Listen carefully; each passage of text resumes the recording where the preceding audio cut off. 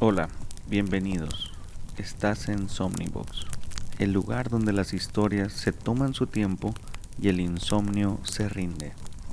Esta noche viajaremos a un lugar lejano en el tiempo, a un rincón del mundo donde el bambú cruje con la brisa y el té humea lentamente sobre piedras calientes. Vamos a sumergirnos en la vida cotidiana del antiguo Joseon, un reino que existió en la península de Corea por más de 500 años, desde 1392 hasta 1897. No te preocupes, no hay exámenes de historia, solo relájate. Antes de ponerte cómodo, tómate un momento para darle me gusta al video y suscribirte, pero solo si realmente disfrutas lo que hago aquí. Y déjame saber en los comentarios desde dónde estás sintonizando y qué hora es para ti. Siempre es fascinante ver quién se nos une de todo el mundo. Ahora apaga las luces, tal vez enciende un ventilador para ese suave zumbido de fondo. Y vamos a relajarnos en el viaje de esta noche juntos.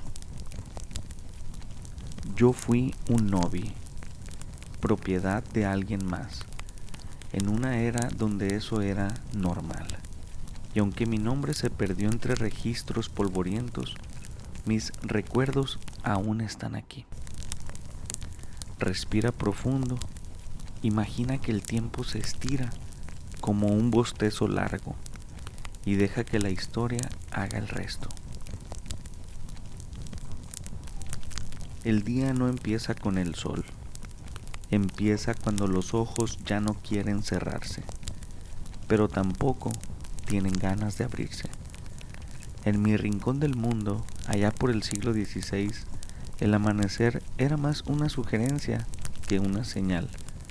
Me despertaba con el murmullo del río, Han, ese sonido eterno que parecía decir, «Hey, ¿sigues aquí?»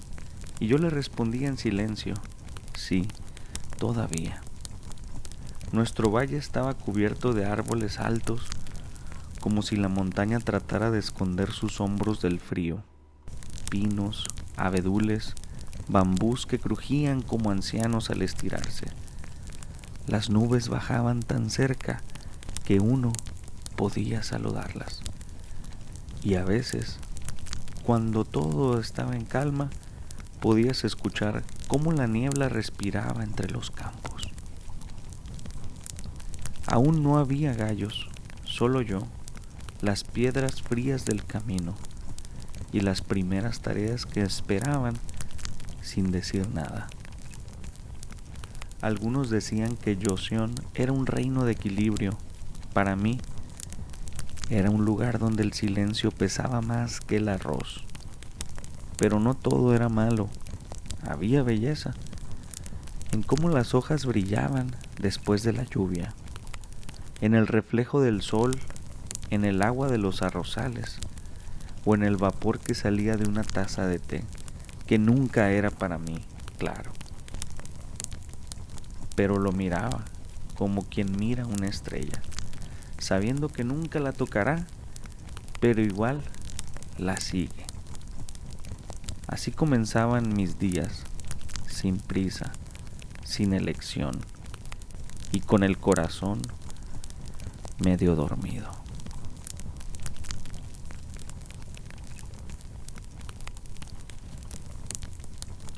Mi casa no tenía nombre, porque, bueno, las cosas no lo necesitan cuando nadie más las visita.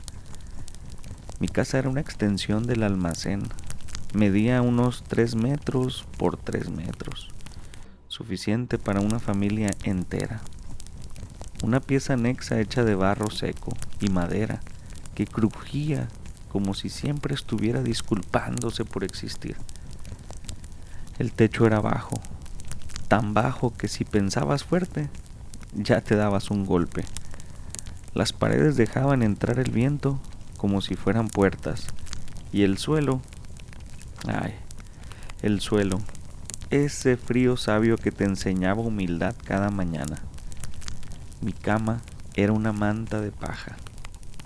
no la clásica paja de almohada que uno imagina. No, esta tenía más astillas que promesas rotas.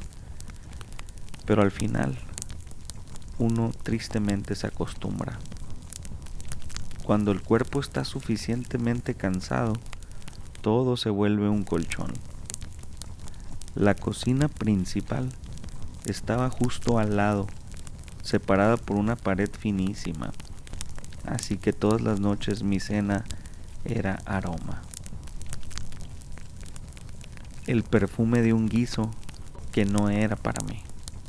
Y si tenía suerte, una cucharada de arroz pegado al fondo del caldero.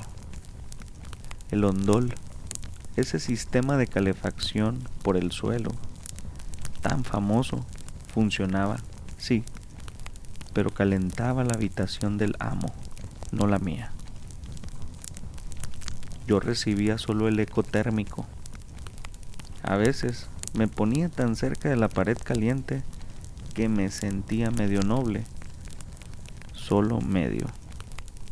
Tenía una ventana, era pequeña, cuadrada, cubierta de papel aceitado que temblaba con cada soplido de la noche. Y a través de ella veía la luna. La misma luna que miraban los ricos. Eso era lo único que compartíamos. Supongo que ahí, en esa humildad, había cierta belleza. Uno aprende a valorar el sonido del agua hirviendo, el crujido del arroz y el momento en el que el cuerpo dice, ya basta. Dormir no era descanso, era un escape. Era un escape temporal, pero era mío. Y si uno lo piensa bien, incluso las jaulas tienen su rincón de sombra acogedora.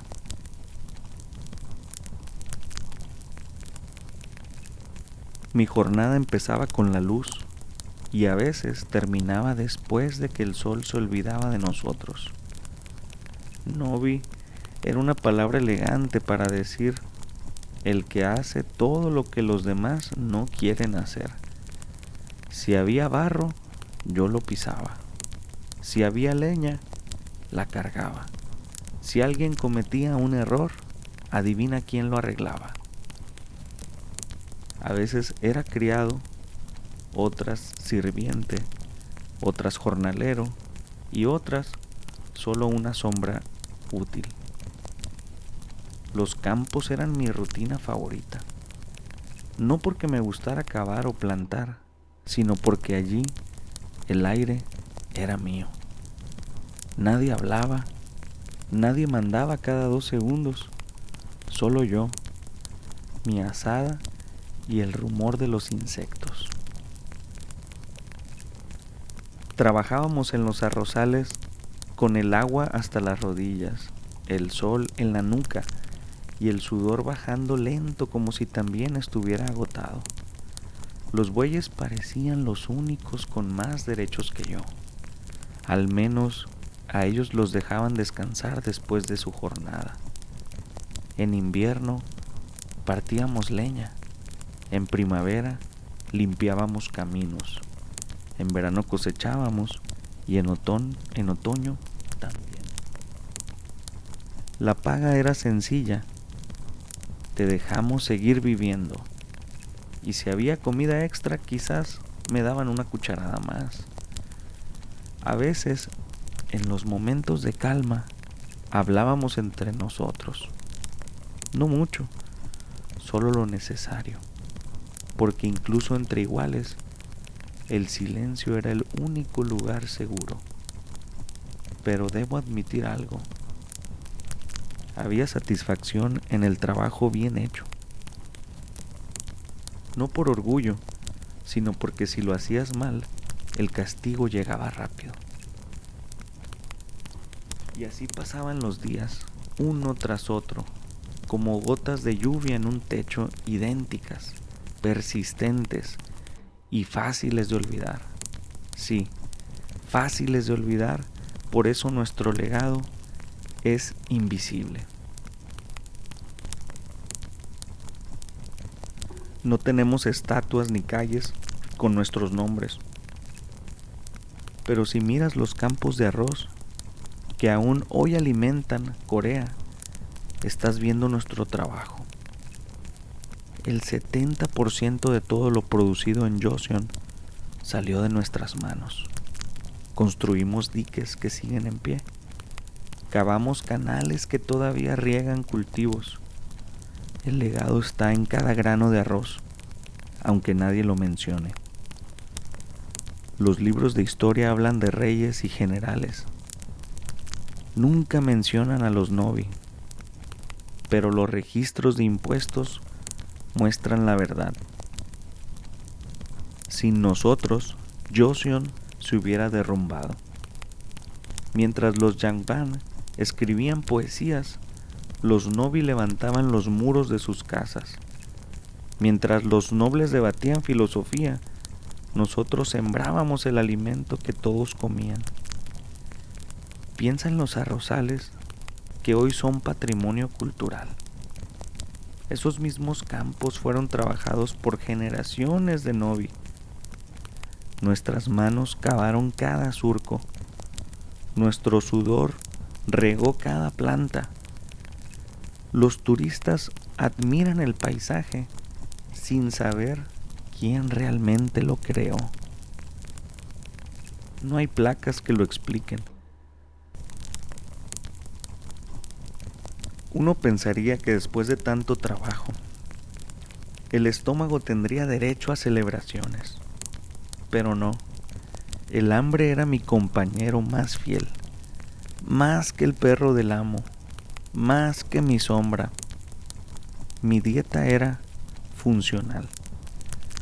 Un tazón de arroz si había suerte, un poco de sopa de nabo si había milagro, y de vez en cuando un pepino encurtido que picaba más que la mirada del capataz.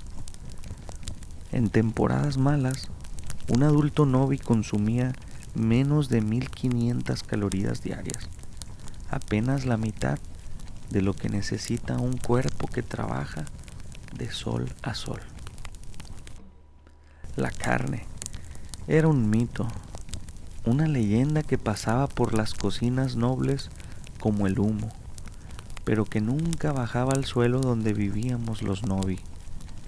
Algunas veces masticábamos raíces o inventábamos panecillos de barro y trigo tan duros que uno podía usarlos como herramientas si nos hacía falta.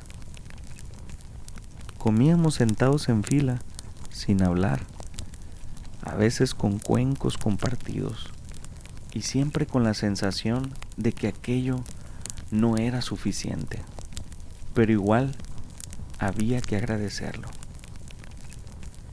Y aún así, recuerdo con ternura aquellos momentos, porque mientras el cuerpo masticaba, la mente descansaba.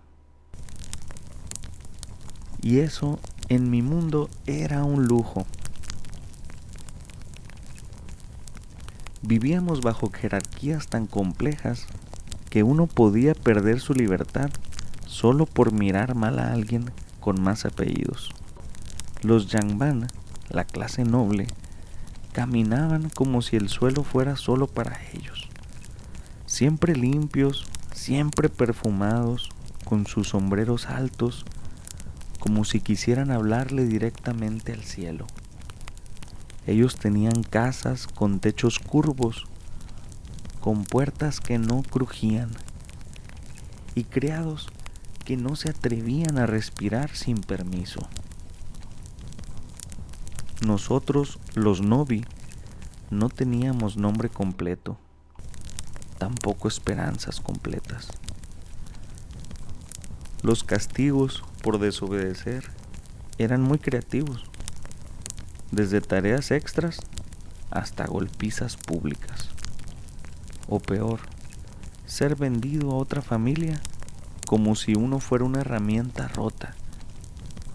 Y sin embargo, no todos eran crueles.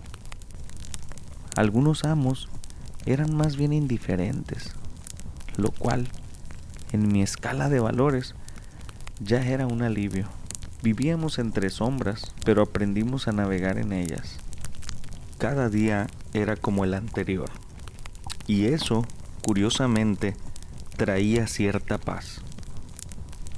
La rutina era mi refugio. Despertar al canto de los gallos, deslizarme entre sombras hacia el campo, sentir el barro entre los dedos y volver a casa con los hombros quejándose en un idioma que ya no necesitaba traducción. Pero en la noche,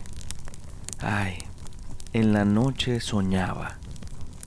Soñaba con tener un nombre completo, con tener una casa con paredes que no se caían. Soñaba con leer, aunque claro, los libros no eran para nosotros.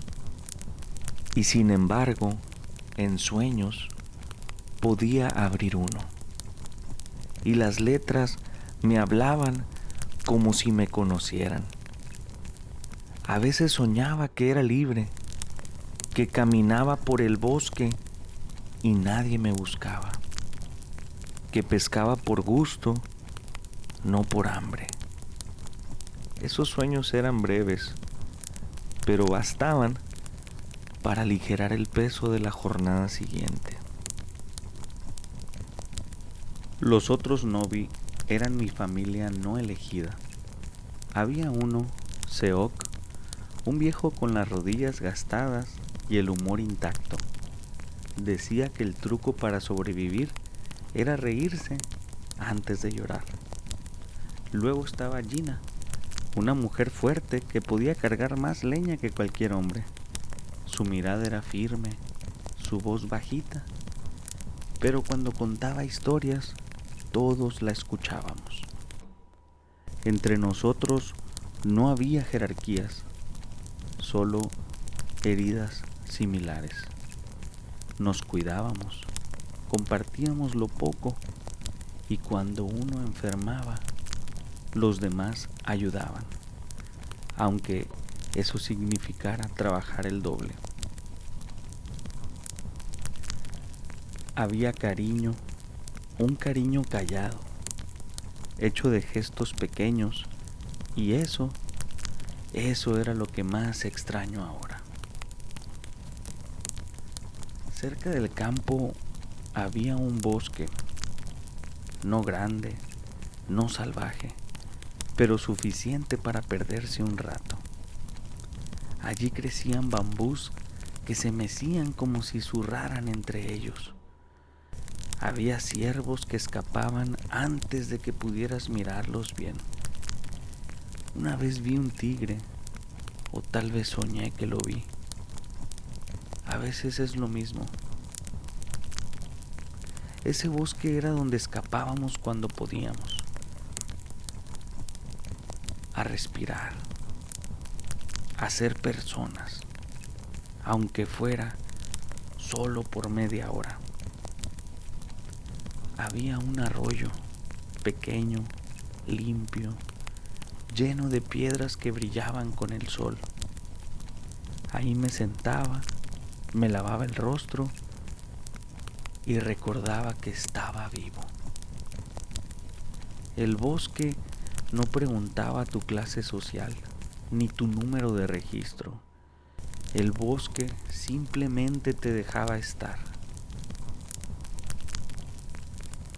De vez en cuando se escuchaban historias de Novi liberados, de reformas, de gente que huía y encontraba una nueva vida en algún pueblo lejano.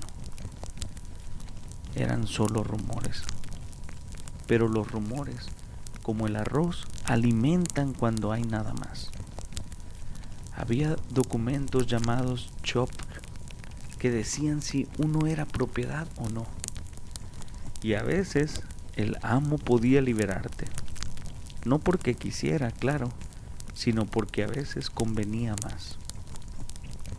Yo soñaba con recibir uno, pero nunca llegó. Sin embargo, una vez vi a un amigo irse. Gina fue liberada, y cuando se fue, nos dejó una palabra: resistan.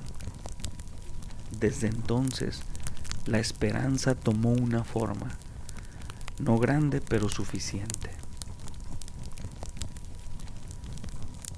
Un día pasó lo inesperado. El amo murió. Los registros se confundieron y de pronto no quedaba claro a quién pertenecía yo. Fui olvidado y en ese olvido encontré algo parecido a la libertad. Empecé a trabajar por mi cuenta, lejos de la casa noble. Seguí pobre, seguí invisible, pero mis pasos eran míos. La vida no cambió de golpe, pero cada día me pertenecía un poco más. Y eso, después de todo lo vivido, era suficiente. Ahora soy solo una voz, un recuerdo perdido en el tiempo. Pero mientras tú me escuches, mientras esta historia te ayude a dormir, entonces todavía existo. Ser Novi fue duro, injusto, agotador, pero también fue humano. Y eso, querido oyente, es lo que vale la pena recordar.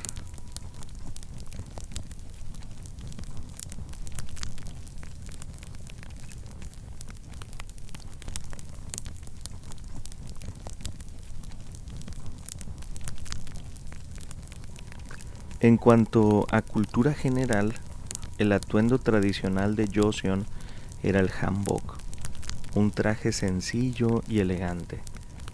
Para las mujeres constaba de un yogori, que es una chaqueta corta, y de una chima, que es una falda larga, mientras que para los hombres era el yogori y el baji, que son pantalones, a menudo cubiertos por un abrigo largo llamado durumagi. Prácticamente todos vestían hanbok blanco liso en la vida diaria. De hecho, en el siglo XX era costumbre común que la mayoría de coreanos usaran prendas blancas desde el nacimiento hasta la tumba. Los nobles reservaban los colores vivos y los bordados para ocasiones especiales, manteniendo los ropajes cotidianos más sobrios. La calidad de la tela marcaba la diferencia de clase. Los yangban lucían hanbok de seda fina o algodón bien trabajado, mientras que la gente común usaba tejidos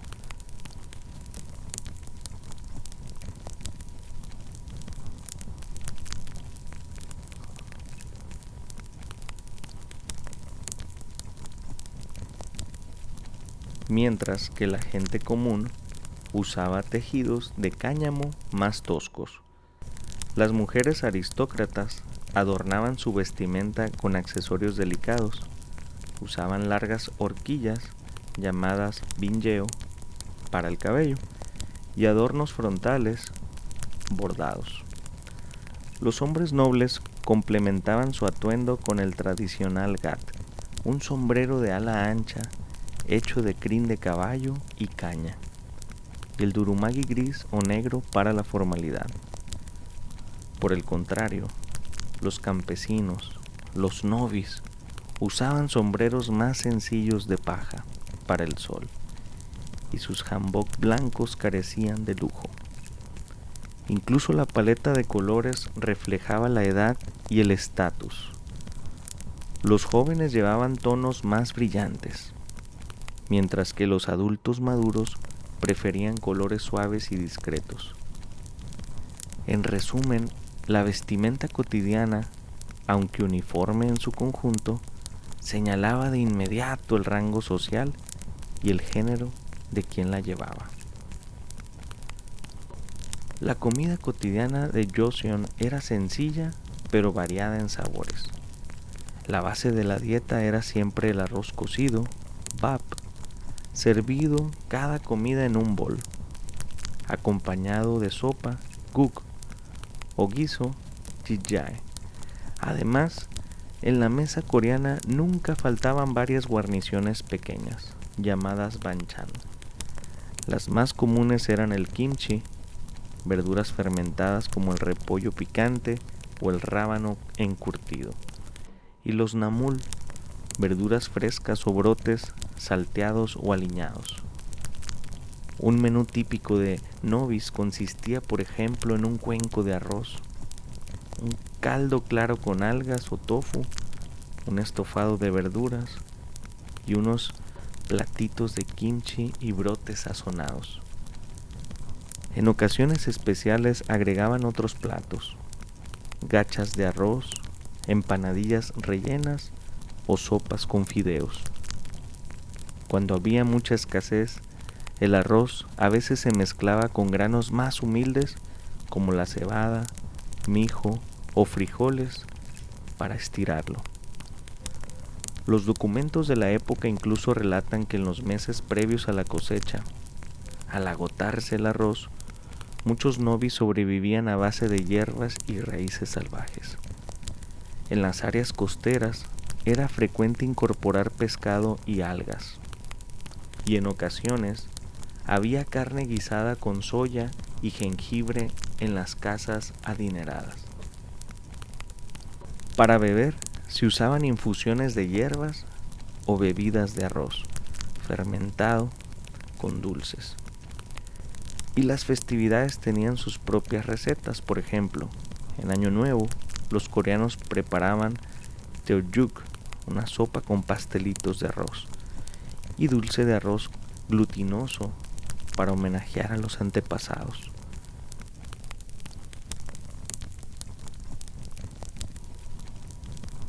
En cuanto al estudio, en teoría, un plebeyo podía estudiar para los exámenes imperiales, pero en la práctica, desde el siglo XVII en adelante, los candidatos debían probar ascendencia aristocrática en generaciones anteriores. Esto fijaba de por vida la posición social de cada uno, apenas si había movilidad entre clases. El lugar de cada persona estaba claramente determinado por su familia y la sociedad demandaba que todos obedecieran esas reglas jerárquicas. En relación a la flora de Joseon, esta combinaba cultivos agrícolas con especies silvestres aprovechables. El arroz era el cultivo rey de los valles inundados, formando marismas verdes en verano. También se sembraban cebada, mijo, trigo y una variedad de legumbres, soya, frijoles, azúquis, para complementar la dieta. Entre las verduras, el repollo chino, el rábano blanco, la cebolla, el ajo y las calabazas eran muy comunes. En las laderas y bosques crecían plantas medicinales de gran valor. El insam, que es el ginseng coreano, era célebre por sus propiedades energéticas y curativas. De hecho, Joseon exportaba ginseng de alta calidad a China como tributo imperial. Otras hierbas usadas en la medicina popular eran el ajenjo, el jengibre, la raíz de angélica china y las hojas de perilla. Curiosamente, algunos registros antiguos mencionan al ajo y al ajenjo como medicina comestible en relatos fundacionales de Corea. Además, la gente extraía del campo ingredientes silvestres, como hongos aromáticos, frutas de arbustos, raíces y cortezas que servían de remedio o suplemento alimentario. En los momentos de escasez, no era extraño que los novis picaran bayas o hierbas del bosque para añadir nutrientes a sus escasos guisos. Ya en resumen, el antiguo Joseon fue el punto de partida mítico, político y cultural de Corea. Y aunque su historia está envuelta en leyenda, su importancia histórica es real. Marcó el comienzo de la identidad coreana su lucha por la soberanía y la evolución de su cultura.